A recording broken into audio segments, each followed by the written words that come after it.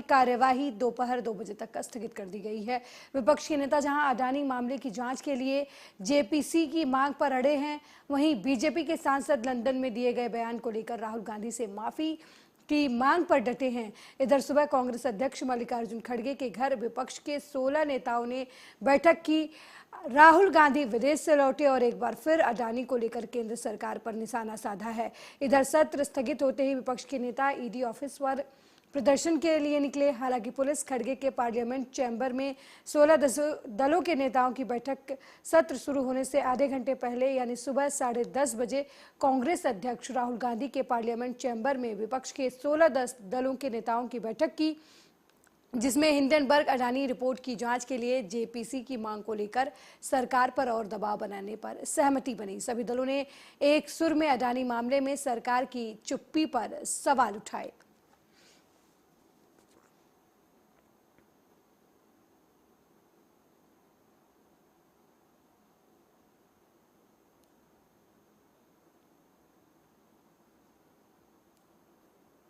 तो संसद में विपक्ष का हंगामा लगातार जारी है। अडानी के मुद्दे पर एक बार फिर विपक्ष लामबंद होता हुआ नजर आ रहा है। खड़गे के नेतृत्व में 16 दलों की बैठक हुई, इसके बाद प्रदर्शन किया गया विपक्षी दलों की तरफ से। इस दौरान जेपीसी की मांग, अडानी मामले में कराए जाने की मांग जो है वो विपक्ष लगातार सरकार से कर रहा है। विपक्षी दल जेपीसी की जांच कराने की मुद्दे पर अड़े हुए हैं और इसी को लेकर लगातार जो है वो प्रदर्शन किया जा रहा है, जिसकी वजह से राज्यसभा और लोकसभा की कार्यवाही भी 2 बजे तक के लिए स्थगित कर दी गई थी हंगामे के बाद विपक्ष के। और अब विपक्ष प्रदर्शन करता हुआ नजर आ रहा है, जिसमें 16 दल शामिल हैं और जेपीसी की मांग जो है वो लगातार अडानी मामले में विपक्ष की तरफ से की जा रही है।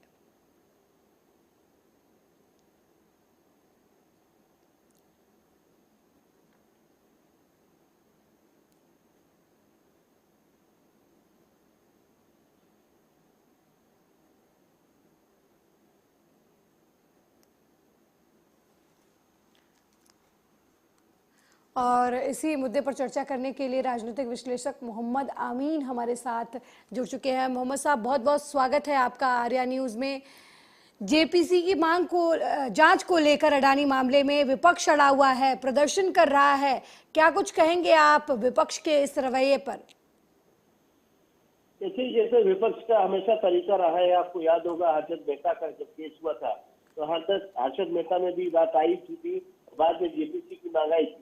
लेकिन उसमें क्या हुआ था कि गवर्नमेंट ने अपना जेपीसी कंस्टिट्यूट कर दी थी। लेकिन इस मामले में क्या हुआ है, बार अडानी वाले केस में, कि सरकार ने ये कहा कि ये जो हमारा बजट है, इस बजट को पास होने दीजिए, उसके बाद हम इस पर जेपीसी का विचार करेंगे। उन्होंने मना नहीं किया था, लेकिन फिर भी विपक्षी दलों को लगा तो उन्होंने क्या किया कि सरकार के खिलाफ बयानबाजी उनकी शुरू की, जिसका नतीजा हुआ कि सुप्रीम कोर्ट को आना पड़ा आगे। और सुप्रीम कोर्ट ने जब सरकार से मांगा तो सरकार ने अपना पक्ष रखा, लेकिन उस पक्ष को न मानते हुए सुप्रीम कोर्ट ने अपनी एक कमेटी बना दी है और उस कमेटी के अंदर 6 हफ्ते का टाइम यानी 2 महीने का टाइम दिया और टाइम बाउंड कहा कि इसके साथ में सेबी भी जांच करेगी, ईडी भी जांच करेगा, जो एजेंसियां हैं और LIC की भी जांच होगी और जो दूसरे जो शेयर लिए हैं उनकी भी जांच होगी और उनकी सारी रिपोर्ट जो है सुप्रीम कोर्ट को सीधे दी जाएगी।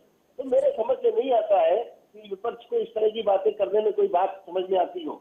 लेकिन तो भी क्या है कि सरकार का समय बर्बाद हो रहा है और उसे देश का समय बर्बाद हो रहा है। इस समय उनको ये जब सुप्रीम कोर्ट को चला गया और ये जो जब समय समय बात होती है, चर्चा होती है, तो सभी लोग ये कहते हैं कि हमें सुप्रीम कोर्ट की जांच में विश्वास है।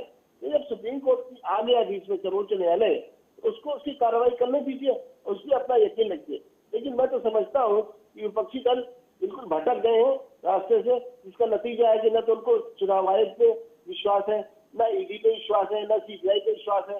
मैं तो समझता हूँ कि सुप्रीम कोर्ट के लिए भी यही राहुल गांधी जिन्होंने कहा था कि मुझे इस पर बड़ी विश्वास नहीं है। डॉक्टर मोमिन, ये विदेशों में जाके इस तरह से देश के ऊपर देश की प्रतिष्ठा को धब्बा लगा रहे हैं और जाके उन्होंने इस तरह की बयानबाजी विदेशों में की। क्या वो देश के अपोजिशन लीडर है? देश में नहीं कह सकते? डॉक्टर मोमिन, बोलने का मौका दिया, ये तो गलत। डॉक्टर मोहम्मद आमीन, विपक्ष को मेरा सवाल ये है कि सुप्रीम कोर्ट में जांच चल रही है, लेकिन सरकार को क्या दिक्कत है? अगर गतिरोध इस बात से हो रहा है कि विपक्ष बार बार जो है जेपीसी की मांग कर रहा है, तो सरकार को भी विपक्ष की बात मान लेनी चाहिए, और जो संसद की कार्यवाही है वो किसी तरीके से गतिरोध खत्म करने की पहल तो कोई करेगा ना सर। अगर 16 दल के नेता एक साथ खड़े होकर संदेह उठा रहे हैं आपके ऊपर, सुप्रीम कोर्ट जांच कर रहा है, उसने स्वतः संज्ञान लिया मामले को, अलग बात है, लेकिन सरकार की भी कुछ जिम्मेदारी बनती है। जनता का पैसा खर्च हो रहा है सदन की कार्यवाही में, तो जनता के पैसे सही तरीके से काम हो, जनता के लिए काम हो, उसके लिए जेपीसी की मांग जांच बिठाने में क्या दिक्कत है? आखिर इसके पहले भी ना जेपीसी की जो जांचें हुई है बहुत सारे मामलों में। चेतन मेहता भी, मैं ये नहीं कह रहा हूँ, मैं ये कहना चाह रहा हूँ कि ये सर्वोच्च न्यायालय तो जब चला गया है तो सर्वोच्च न्यायालय इस काम को देख रहा है, उसमें क्या दिक्कत है? जेपीसी में भी अगर कोई बात समझ में नहीं आती तो बाद में यही होता है कि इसको सुप्रीम कोर्ट में ले जाएंगे, हम जांच को चैलेंज करेंगे, फिर जेपीसी की जो रिपोर्ट है वहां चैलेंज होती है सुप्रीम कोर्ट में, आज सीधा मामला सुप्रीम कोर्ट के पास है, फिर क्या दिक्कत है विपक्ष को? विपक्ष एक्चुअली क्या है कि अपने मुद्दे से भटक गया है, उसके पास कोई मुद्दा है नहीं, इस तरह इस मुद्दे को उठाना चाहते हैं जिससे कि सरकार की छवि खराब हो। और आने वाला जो चुनाव है, मैं कह सकता हूँ कि 6 महीने पहले यानी मई में सरकार बननी है, तो दिसंबर से ही सरकार का कामकाज बंद हो जाता है। तो इस तरीके से ये इस तरह की छवि करें जिससे कि सरकार कामकाज न कर पाए, बदनाम हो और उनको बेफायदा हो। मैं नहीं समझता हूँ कि देश की जनता आज जानती है, इस बात की देखती है, करोड़ों रुपए संसद के ऊपर खर्च हो रहे हैं, उसका वक्त बर्बाद हो रहा है। आप देखिए कि एक मिनट भारी है संसद का, जिससे कि हमारा इतना देश का खर्चा बर्बाद हो रहा है, पैसा बर्बाद हो रहा है, और इन लोगों को जो हमारे देश के प्रतिनिधि बने हुए हैं क्षेत्रों के, वो अपने मुद्दे भी नहीं उठा पा रहे, न ही हमारी जनता का भला हो रहा है। ये सिर्फ अपनी नेतागिरी के लिए, अपने पक्ष को रखने के लिए, जनता को दिखाने के लिए कि सरकार हमारी बात नहीं मान रही है या हमको दबा रही है, इस तरह के समय समय बयान देते रहते हैं, जिसका नतीजा ये है कि आप देख लीजिए आज संसद नहीं चल पा रही है। उससे क्या होगा? हमारे देश का वक्त बर्बाद होगा, पैसा बर्बाद होगा।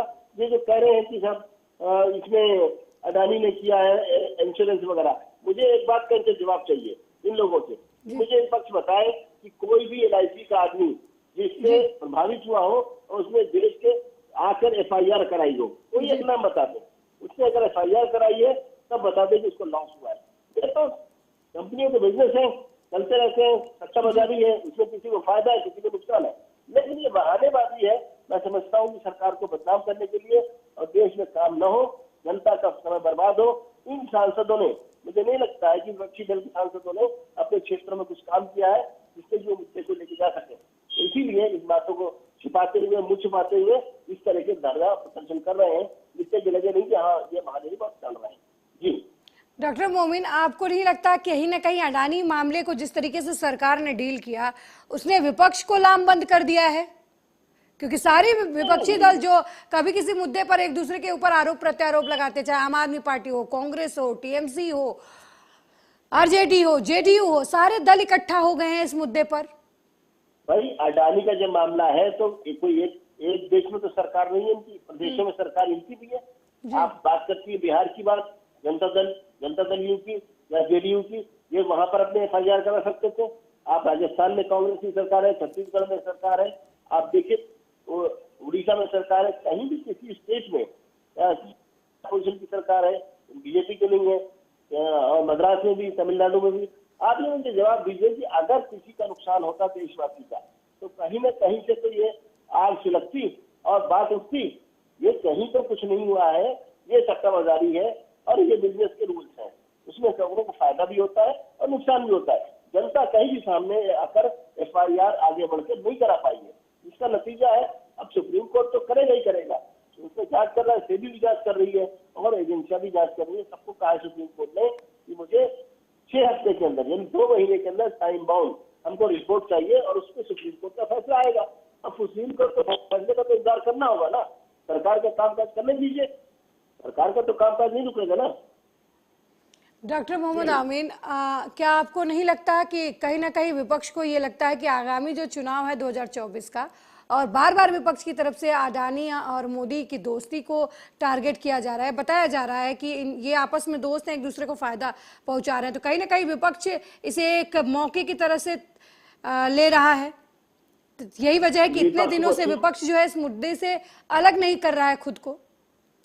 विपक्ष अच्छी तरह जानता है कि राजस्थान में जो पावर प्रोजेक्ट चल रहे हैं या और दूसरे प्रोजेक्ट हैं वो अडानी के हैं, वहाँ पे कांग्रेस की सरकार है।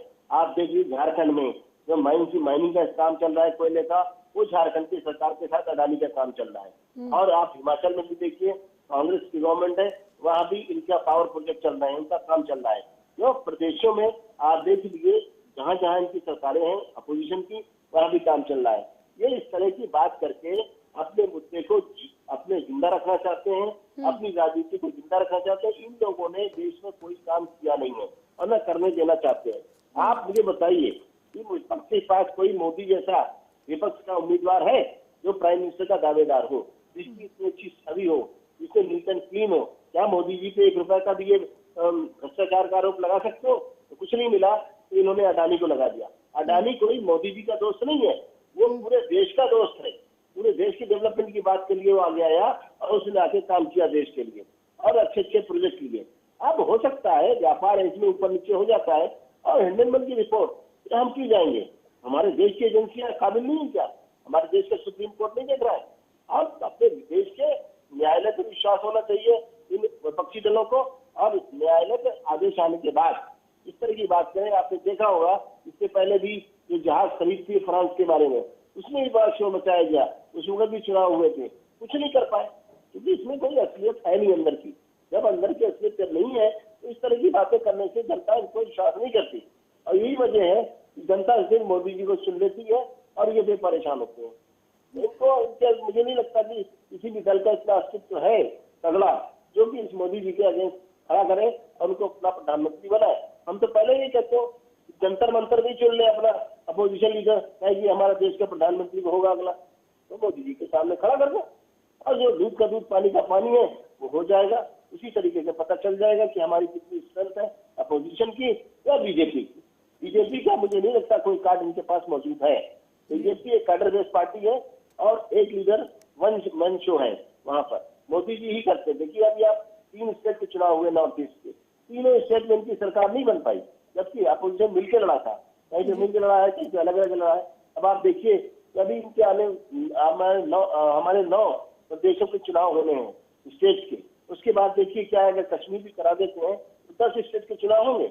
मुझे इस बात का जवाब चाहिए इन लोगों से अपोजिशन से कि ऐसा क्या किया है जिसकी वजह से आप मोदी जी को चैलेंज कर रहे हैं। मोदी जी की कोई गलत बात है उनको दिखाइए, इसका ये मोदी जी ने गलत किया है। ये अडानी देश का उद्योगपति है, टाटा है, अडानी है, अंबानी है, सब उद्योगपति है, देश को चला रहे हैं। जब उनकी नीति है, अगर कुछ गलत काम करेगा भी, अडानी जी ने भी एक्सेप्ट किया है, जहाँ पर उन्होंने शेयर बेचे थे उनको वापस करके उनको पैसे भी दिए और देने को तैयार है, ऐसा नहीं है। लेकिन डॉक्टर पैदा हो गया था मार्केट में। मोहम्मद आमीन जी इस वजह से सरकार जेपीसी की जांच को नहीं टाल सकती ना कि अडानी जो हैं वो बहुत बड़े बिजनेसमैन हैं, उन्होंने देश में बहुत बड़ा बिजनेस खोला हुआ है और लोगों को रोजगार मिल रहा है। कहीं ना कहीं बड़े लोग ही होते हैं जो बड़े बड़े भ्रष्टाचार में शामिल होते हैं। तो सिर्फ ये एक वजह नहीं हो सकती ना कि अडानी जो है वो इस बात के लिए वो उन्हें क्लीन चिट दे दी जाए कि वो देश के बहुत बड़े बिजनेस घराने से आते हैं, बहुत बड़ा एम्पायर है उनका। हम ये कह रहे हैं कि इसकी जांच जो है सेबी भी कर रही है और ये मामला सुप्रीम कोर्ट में ऑलरेडी पेंडिंग है और बहुत जल्दी 1 महीना तो हो गया है, 1 महीने के बाद ही सब आ जाएगा, उसमें दूध का दूध और पानी का पानी हो जाएगा। इसकी क्या गलती है, क्या प्रॉब्लम है? इंडियन यूनिवर्सिटी की जांच हो रही है, ऐसा नहीं है, विदेश मंत्रालय इसमें लगा हुआ है, इनकी कहाँ तक सच्चाई है? ठीक है, मार्केट में अफवाहें चलती हैं, उसी के बाजार चलता है, बढ़ता भी है और गिरता भी है, लेकिन अच्छा है तो निकल के सामने आएगी ना। जी, सरकार को बदनाम करना है अच्छी बात नहीं। जी आमीन जी, आपको क्या लगता है अडानी का जो मुद्दा है वो बीजेपी के लिए आने वाले चुनाव में कितना घातक होगा, या फिर ये विपक्ष का जो दांव है अडानी और मोदी भाई भाई के जो नारे लगा रहे हैं वो विपक्ष पर ही उल्टा पड़ेगा? नहीं, ठीक है, मोदी तो भाई हैं, देश के नागरिक हैं मोदी जी, और अडानी जी वहीं गुजरात के रहने वाले हैं, उस नाते तो हम भाई भाई कह सकते हैं। लेकिन जहाँ तक सवाल है सत्ता का, वो एक उद्योगपति है, ये राजनीतिक पार्टी है। राजनीतिक पार्टी को लाभ होने वाला नहीं है। पूरे देश का आप कैलकुलेशन देख लीजिए, जो भी सर्वे आए हैं उसमें मोदी जी को लीडरशिप दी गई है। अब मैं इसमें क्या कर सकता हूँ या जनता क्या कर सकती है? जनता एक अच्छे आदमी को, अच्छी सरकार को चुनना चाहती है, इसका पार्लियामेंट के केस में स्पेशली अंतर्राष्ट्रीय स्तर पर उसका कुछ वर्चस्व हो। जैसा कि हमारा देश जो है वो विश्व गुरु बनने की स्थिति में है और उसके नेता हमारे मोदी जी हैं। इस बात को बड़ी देशों को जलन है, बहुत ही लोगों को परेशानी है और पार्टी में परेशानी हो सकती है। इसीलिए इस पार्टी के लोग विरोधी दल के विदेशों में जाकर छवि दिखाने की कोशिश करते हैं, लेकिन आप देख लीजिए क्या हुआ, कुछ नहीं हुआ। चाहे वो क्वाड्स हो, चाहे G20 हो, सभी जगह आज रशिया और यूक्रेन का जो झगड़ा हो रहा है उसमें कहा जा रहा है कि मोदी जी फाइनल करें बीच में, मोदी जी बीच में आ जाए। बताइए इतना बड़ा रशिया है? अभी सैंक्शन लग जाते थे अमेरिका के, आपको पता ही होगा। आज अमेरिका की हिम्मत नहीं है कि इंडिया पे सैंक्शन लगा सके। कहीं अगर हम अभी रशिया को सपोर्ट कर रहे होते या बात कर रहे थे उनके फेवर में, तो सैंक्शन लगाने की बात करते। ऐसा नहीं है। अब हमारा इंडिया सुपर हो गया है, सुपर हो गया। और ये किसकी मेहनत है? ये हमारे विदेश मंत्री जो जाते हैं प्लेटफॉर्म पे और वहां पहले प्लेटफॉर्म बना के आते हैं, पिच बना के आते हैं, उसमें अपनी बैटिंग करते हैं। हमारे देश के प्राइम मिनिस्टर चौके छक्के मारते हैं, जिसका नतीजा है कि आज अपोजिशन कुछ इनका बिगाड़ नहीं पा रहा है। और देश के जो डेवलपमेंट के कार्य है आप देख लीजिए, कहीं भी जाइए, चाहे नेशनल हाईवेज हो, चाहे एयरपोर्ट हो, आप देखिए, चाहे शिपिंग हो, हर जगह, चाहे ऑयल के हो, नेशनल हो, सोर्सेज, सभी जगह काम चल रहे हैं। सरकारें स्टेट में चला रही हैं। बिना वजह बदनाम करना देश के प्रदेशों को, देश के अंदर और देश के बाहर जाकर, ये उचित नहीं है। कि जो कार्रवाई विपक्षी नेताओं के खिलाफ हो रही है, चाहे वो संजय राउत हो या फिर मनीष सिसोदिया हो या फिर बिहार में लालू परिवार के साथ जो कुछ हो रहा है, इसकी वजह से जो है विपक्ष बौखलाया हुआ है और इकट्ठा होकर एक साथ सारे मुद्दों पर जो है वो घेरने की कोशिश की जा रही है। इसी का नतीजा है जो बार बार वो अडानी का मुद्दा उठाया जा रहा है। क्योंकि विपक्ष का ये आरोप है कि जो सरकार है वो सरकारी एजेंसियों का इस्तेमाल विपक्ष को परेशान करने के लिए किया जा रहा है, जबकि बाकी सारे मुद्दे हैं उस पर सरकार की नजर नहीं जा रही है। बात चाहे अडानी की हो। मैडम, CBI को लोग बोलते थे कांग्रेस ब्यूरो ऑफ इन्वेस्टिगेशन, याद होगा आपको? कांग्रेस ब्यूरो ऑफ इन्वेस्टिगेशन कहा करते थे लोग, याद है आपको? भूल गए आप याद करिए, जनता और अपोजिशन दोनों याद करें। पहले कांग्रेस CBI जो लगती थी, ऐसा नहीं है। एजेंसियां अपना काम करती हैं, उनके अपने इनपुट्स होते हैं, आउटपुट्स होते हैं, उसको रेट डालती है। रेट में पैसा क्यों मिलता है? करोड़ों रुपए। आज आप देख लीजिए, बीजेपी को छोड़ा गया क्या? बीजेपी का कर्नाटक का MLA, वो उसके घर पे पकड़े गए 4 करोड़ रुपए। ऐसा नहीं है। लोकायुक्त वहां भी कार्रवाई कर रहे हैं, मध्य प्रदेश में कार्रवाई कर रहे हैं जहाँ पे सरकारें इनकी है, ऐसा नहीं है। लेकिन जो भी है उसमें सरकार बीच में नहीं आती है। अब ये बताइए कि घरों में इनके करोड़ों रुपए मिल रहे हैं, किसके हैं? वो जनता के पैसे हैं और कैसे हैं? ब्लैक मनी है। अगर उनको सरकार जो वहाँ पे एम्प्लॉई है इसीलिए रखे जाते हैं कि देश को विजिलेंस रखते हैं। आप रात में सोते हैं, जनता सोती है रात में, बॉर्डर पे हमारे पुलिस वाले और हमारे एजेंसीज और हमारे आर्मी के लोग लगे होते हैं, इसीलिए हम लोग सो सकते हैं। इसी तरीके फाइनेंशियल जो एजेंसीज हैं, चाहे वो ED इन्फोर्समेंट हो या कस्टम हो, एक्साइज हो, सबका अपना अपना काम है। ये मार्च का महीना चल रहा है, इसमें तो जरूरी है जबरदस्त रेड हो, चाहे वो अपोजिशन का हो चाहे वो गवर्नमेंट का हो, फेवर का, इनको हिसाब किताब तो देना होगा सरकार का, जिससे टैक्सेस आते हैं, जिससे देश चलता है। बहुत बहुत धन्यवाद डॉक्टर आमीन हमसे बातचीत करने के लिए और अपनी राय रखने के लिए। तो विपक्ष जो है वो लगातार अडानी मुद्दे को लेकर संसद के बाहर हंगामा कर रहा है। हंगामे की वजह से लोकसभा और राज्यसभा की कार्रवाई भी स्थगित हुई है, लेकिन विपक्ष जो है वो JPC की मांग पर, जांच की मांग पर अड़ा हुआ है अडानी मुद्दे को लेकर। अब देखने वाली बात होगी कि सरकार की तरफ से इस मुद्दे पर क्या कुछ रुख अख्तियार किया जा रहा है।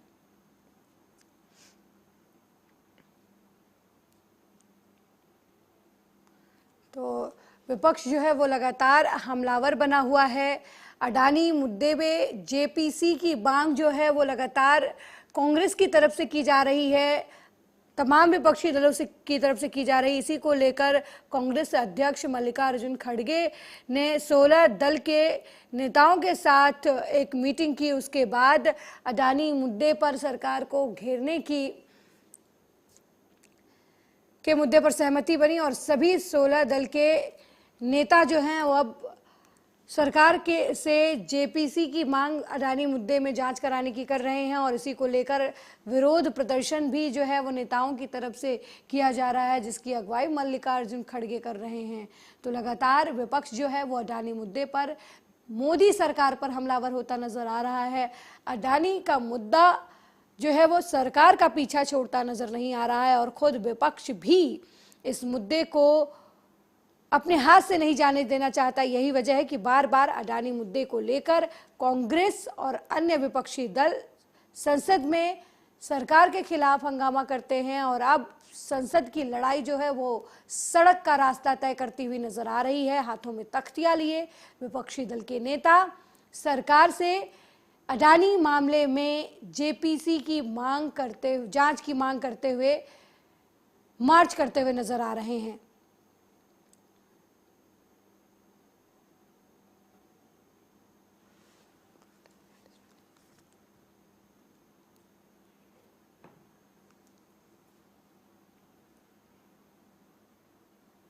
वहीं Aam Aadmi Party door to door campaign कर जनता को अपनी बात बताने की कोशिश कर रही है। आपको बता दें कि सिसोदिया और सतन जैन की गिरफ्तारी का सच बताने की बात जो है वो आम आदमी पार्टी की तरफ से की जा रही है और इसको लेकर डोर टू डोर कैंपेन जो है वो आम आदमी पार्टी की तरफ से शुरू किया गया है। दिल्ली बीजेपी के खिलाफ दिल्ली के सभी वार्डों में आप कार्यकर्ता डोर टू डोर कैंपेन की शुरुआत कर रहे हैं, जिसको लेकर गोपाल राय ने कहा कि भारतीय जनता पार्टी का पर्दाफाश करने के लिए आम आदमी पार्टी ने डोर टू डोर कैंपेन चलाया है। बीजेपी की मोदी सरकार की तरफ से केंद्रीय एजेंसियों के दुरुपयोग का संदेश आप हर आदमी तक पहुंचाएगी। आम आदमी पार्टी के दिल्ली में मनीष सिसोदिया और सत्येंद्र जैन की गिरफ्तारी के खिलाफ और बड़ी जो है वो कैंपेन जो है वो आम आदमी पार्टी की तरफ से चलाया जा रहा है।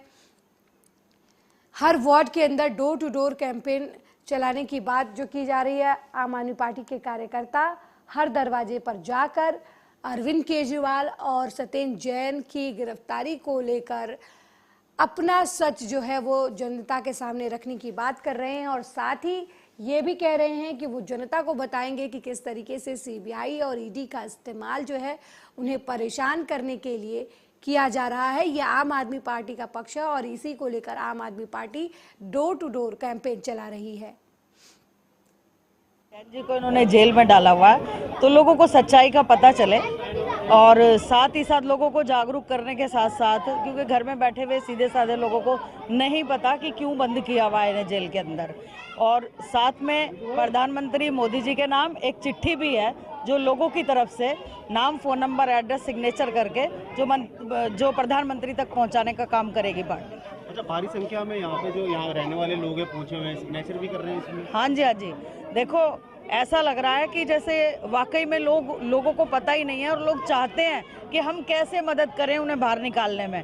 तो अब उन्हें एक ये छोटी सी किरण जगती नजर आई कि चलो हमारी श्री मनीष सिसोदिया और सत्येंद्र जैन को गिरफ्तार कर दिया। भाजपा के लोग उनको कह रहे हैं जी देखो ये तो एक्साइज पॉलिसी में घोटाला किया, भ्रष्टाचार किया, पैसा खा लिया मनीष सिसोदिया, इसलिए गिरफ्तार किया। मैं इस मोहल्ला सभा के माध्यम से चैलेंज देकर कहना चाहता हूं भारतीय जनता पार्टी के लोगों से, भाजपाइयों तुम्हारी सीबीआई है। सीबीआई ने मनीष सिसोदिया के घर में छापा मारे, गत्ते फाड़े गए, दीवार तोड़े गए, चप्पे चप्पे पर छापा मारा सीबीआई ने मनीष सिसोदिया के बैंक लाकर में छापा मारा। सीबीआई ने मनीष सिसोदिया के घर श्री मनीष सिसोदिया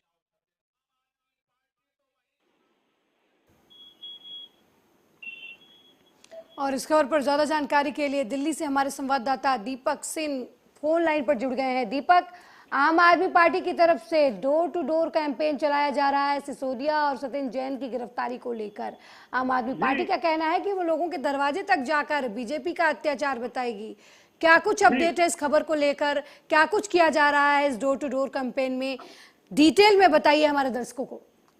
जी, जैसा देखा गया जो डिटेल जो डोर टू डोर ये कर रहे हैं, घर घर जाके सिग्नेचर यहाँ पे समाधान करा रहे हैं और कहीं ना कहीं जो लगता है आम आदमी पार्टी इतना बढ़ चढ़ के हिस्सा ले रही है, जनता के बीच में जाके रूबरू हो रही है, जनता से लगातार बात कर रही है।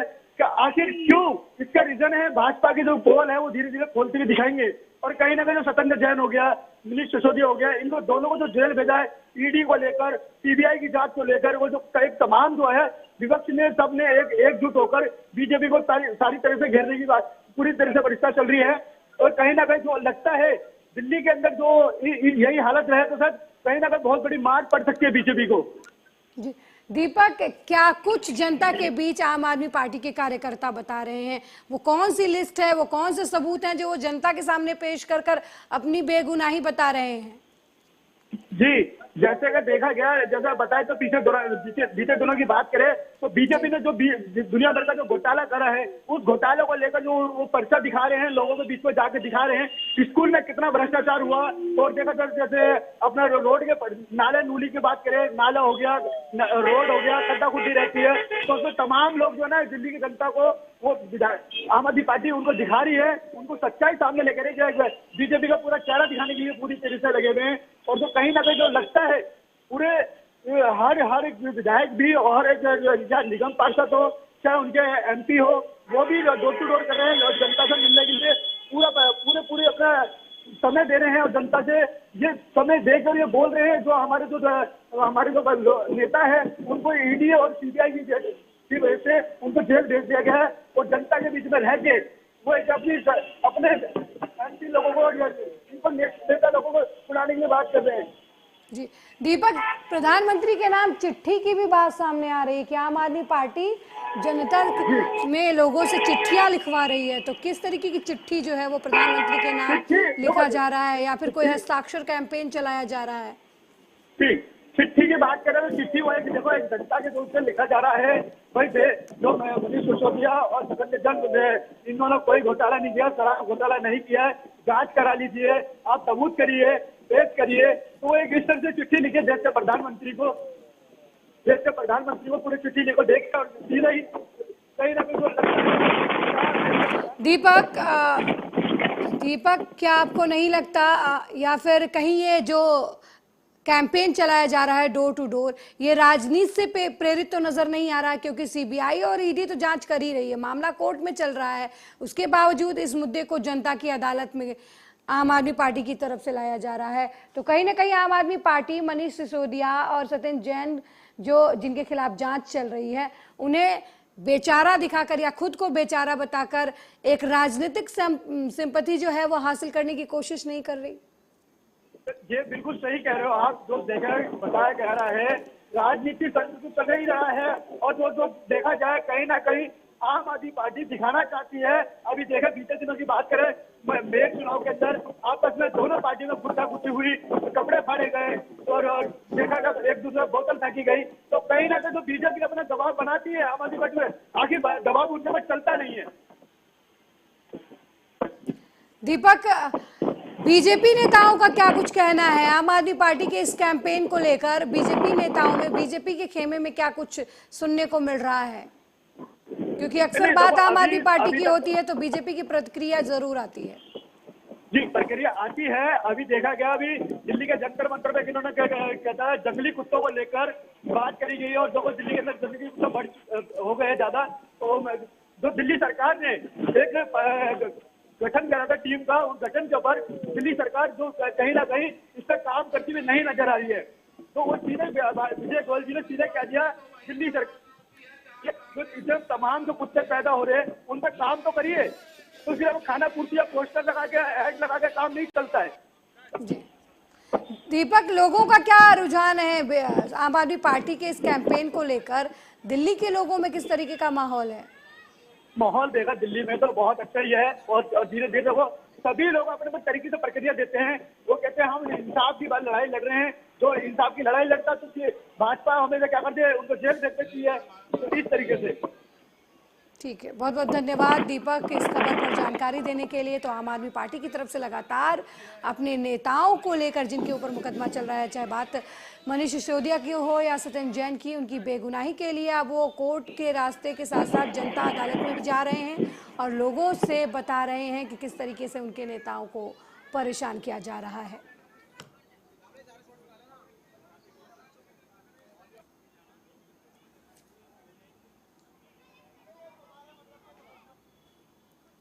वहीं दिल्ली के मुख्यमंत्री अरविंद केजरीवाल और उनके पंजाब समकक्ष भगवंत मान मंगलवार को मध्य प्रदेश की राजधानी भोपाल पहुंचे। यहां भेल दशहरा मैदान की सभा में उन्होंने कहा कि मध्य प्रदेश में सरकारें खरीदी और बेची जा रही हैं। हर चुनाव के बाद एक पार्टी विधायक बिकाऊ कहकर सड़क पर ठेला लगाती है, दूसरी पार्टी खरीदने के लिए तैयार बैठी है।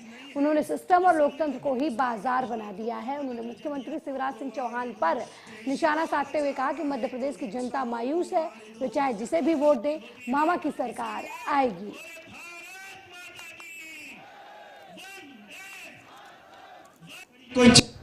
कभी सोच नहीं सकते थे।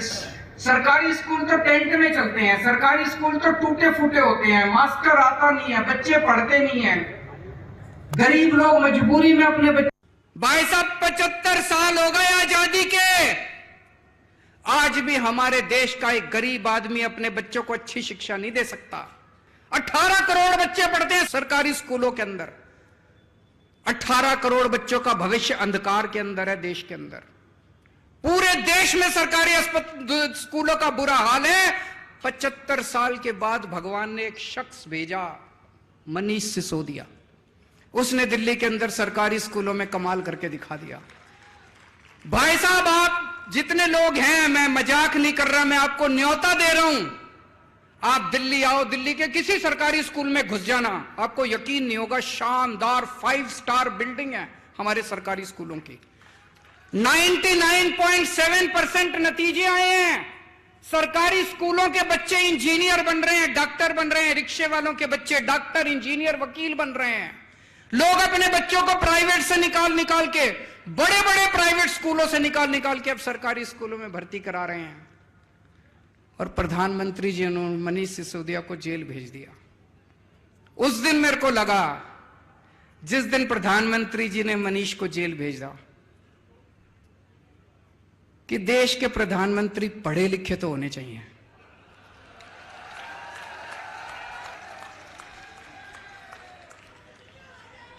होने चाहिए कि नहीं होने चाहिए? अगर देश के प्रधानमंत्री पढ़े लिखे होते तो उनको शिक्षा का महत्व पता होता कि शिक्षा कितनी जरूरी है देश के विकास के लिए। अगर देश के प्रधानमंत्री देशभक्त होते तो वो ये नहीं सोचते कि मनीष सिसोदिया आम आदमी पार्टी का है, कि फलानी पार्टी का है, कि ढिमकी पार्टी का है। वो मनीष सिसोदिया जैसे शख्स को देश का शिक्षा मंत्री बना देते और कहते थे, जा मनीष सिसोदिया 10 लाख स्कूल ठीक कर दे अब तुम। पर हमारे प्रधानमंत्री जी ने क्या किया? ऐसे शख्स को उठा के जेल में डाल दिया। उस दिन मुझे लगा कि देश के प्रधानमंत्री पढ़े लिखे होने चाहिए। और भी बहुत जरूरी है प्रधानमंत्री को पढ़े लिखे होना। अगर कम पढ़ा लिखा प्रधानमंत्री होगा, कोई भी आके उनको बेवकूफ बना देगा। कोई आके बोलेगा, सर आप नोटबंदी कर दो, भ्रष्टाचार खत्म हो जाएगा। अब अगर कम पढ़े लिखे प्रधानमंत्री, उनको समझ ही नहीं है, वो नोटबंदी कर दी उन्होंने, भ्रष्टाचार खत्म हुआ, वैसा का वैसा है, समझ ही नहीं। पढ़े लिखे प्रधानमंत्री होंगे, उनको अर्थशास्त्र की जानकारी होगी, विज्ञान की जानकारी होगी, टेक्नोलॉजी की जानकारी होगी, साइंस की जानकारी होगी। कम पढ़े लिखे प्रधानमंत्री होंगे, कोई भी बेवकूफ बना के चला जाएगा। कोई आगे बोलेगा, प्रधानमंत्री जी नोटबंदी कर दो, आतंकवाद खत्म हो जाएगा। हुआ आतंकवाद खत्म? लाइनों में लगा दिया, पूरे देश में धंधे बंद हो गए, चौपट हो गया पूरा देश। इतनी बेरोजगारी हो गई, लोगों के धंधे बंद हो गए, लाइनों में लोग मर गए। ना भ्रष्टाचार खत्म हुआ, ना आतंकवाद खत्म हुआ। कम पढ़े लिखे प्रधानमंत्री होंगे, कोई आके कहेगा, प्रधानमंत्री जी सबसे थाली बजवाओ, जो तरंगे निकलेंगी उससे कोरोना भाग जाएगा। पूरे देश से थाली बजवा दी, चम्मच थाली, सारा देश। बोले प्रधानमंत्री कह रहे हैं तो होगा ही कुछ, भागा कोरोना। इसीलिए मैं कह रहा हूं, देश के प्रधानमंत्री को पढ़े लिखे होना बहुत जरूरी है। ईमानदारी क्या होती है मैं बताता हूं आपको। कट्टर ईमानदारी। अभी पंजाब के अंदर हमारे अपने एक मंत्री सेहत मंत्री, हेल्थ मिनिस्टर पंजाब के अंदर हमारी सरकार है, हमारी कैबिनेट है, मान साहब मुख्यमंत्री हैं। एक दिन भगवंत मान को कहीं से पता चला कि उनका सेहत मंत्री कुछ गड़बड़ कर रहा है। अभी मीडिया को नहीं पता था, विपक्ष को भी नहीं पता था। मान साहब चाहते तो दबा देते, पर मान साहब कट्टर ईमानदार आदमी है, कट्टर ईमानदार पार्टी के नेता हैं। उन्होंने दबाया नहीं। क्या किया उन्होंने? पुलिस बुला के अपने खुद के मंत्री को जेल भेज दिया। हम कहते हैं ईमानदार रहना है, चाहे हमारी पार्टी में रहो चाहे उस पार्टी में। अभी सारे पंजाब के अंदर जितने पुराने चोर थे, चाहे कांग्रेस में हो चाहे बीजेपी में हो, सबकी लाइन लगी पड़ी है, एक एक करके सारे जेल जा रहे हैं, सबको जेल भेज रहे हैं ये, चाहे हमारे वाले हो। अभी थोड़े दिन पहले एक हमारा एमएलए वो पकड़ा गया। इन्होंने आप देखा, मेरे साथ बैठे थे गाड़ी में, आप देखा ना ताब, इन्होंने तुरंत पुलिस कमिश्नर को फोन करके कहा एमएलए को गिरफ्तार कर लो। हमारा अपना एमएलए था। मोदी जी, ये होती है ईमानदारी। जो तुम कर रहे हो वो ईमानदारी नहीं कर रहे, तुम कर रहे हो वो भ्रष्टाचार मुक्ति नहीं कर रहे। हम अपने वालों के खुद के खिलाफ भी एक्शन लेने की हिम्मत करते हैं। ये आज सारे हमारे पीछे, सारी पार्टियां हमारे पीछे पड़ी हैं, लेकिन जनता हमारे साथ है। जनता देख रही है कि ये अकेली पार्टी है जो देश के लिए लड़ रही है, ये अकेली पार्टी है जो ईमानदारी के लिए लड़ रही है। दोस्तों, यहां जितने कार्यकर्ता आए हैं, मैं सबको कहना चाहता हूं कि आप लोगों को सरकार जरूर बनेगी मध्य प्रदेश के अंदर, आपकी सरकार जरूर बनेगी, झाड़ू से जरूर सफाई होगी, लेकिन मेहनत करनी पड़ेगी। करोगे मेहनत? एक एक घर में जाना पड़ेगा, बैठना पड़ेगा, सबको समझाना पड़ेगा, रात दिन मेहनत करनी पड़ेगी, सारे जनता को साथ लेना पड़ेगा, और अंत में मेहनत का नतीजा जरूर मीठा होगा।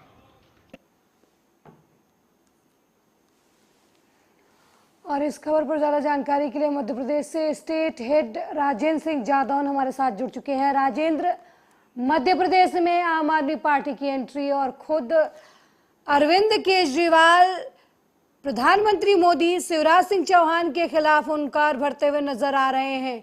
क्या लगता है मध्य प्रदेश की सियासत में आम आदमी पार्टी का अस्तित्व कितना दिलचस्प करेगा इस चुनाव को?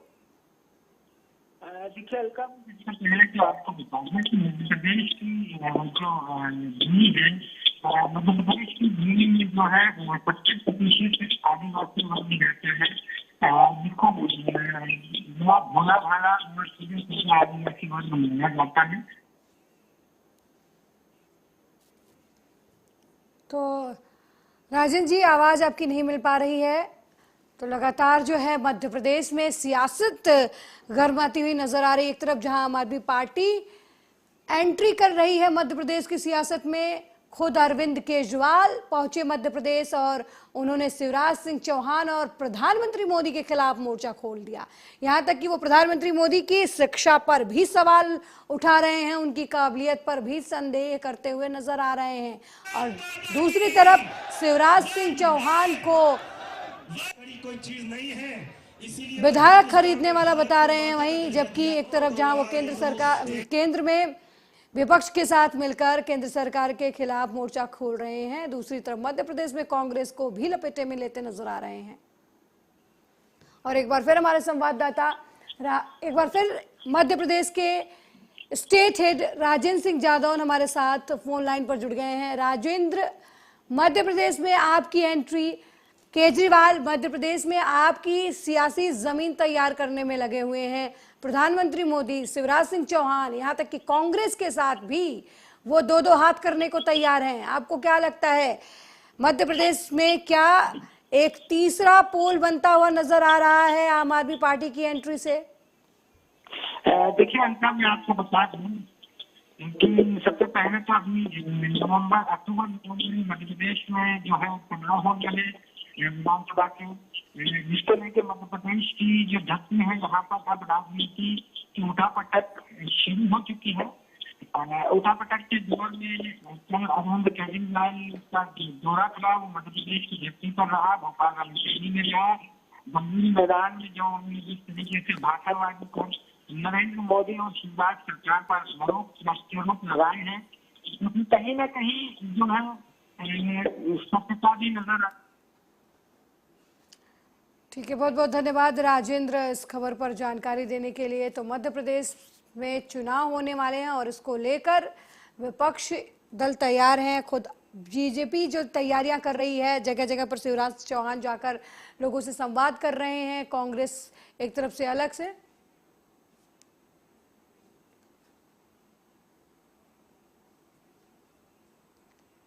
मेरे साथ ब्यूरो रिपोर्ट में फिलहाल इतना ही। देश दुनिया की तमाम खबरों को देखने के लिए देखते रहिए आर्या न्यूज़। नमस्कार।